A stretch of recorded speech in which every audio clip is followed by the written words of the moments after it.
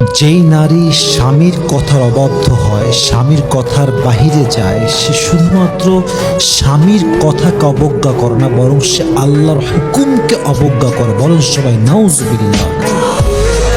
কারণ আল্লাহ রসুল বলেছেন, আল্লাহ ছাড়া কাউকে যদি সেজদা দেওয়া জায়েজ থাকতো, আমি তোমাদেরকে স্বামীর সামনে সেজদা করতে বলতাম। সুবহানাল্লাহ পড়বেন না তো সবাই?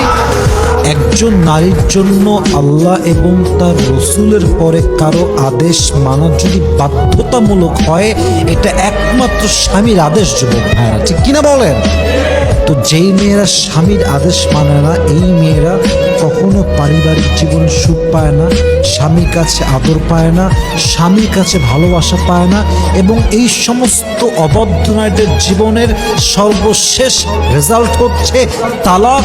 তালাক ছাড়া এদের জীবনে ভালো কিছু আশা করা যায় না, ঠিক কিনা বলে?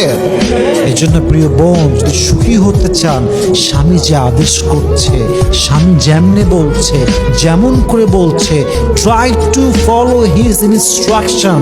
সে যা বলে আপনি শোনার ট্রাই করেন, আপনার জীবনটাকে বরকতপূর্ণ করে দিবে একজন। বলেন সবাই, তিনি কে?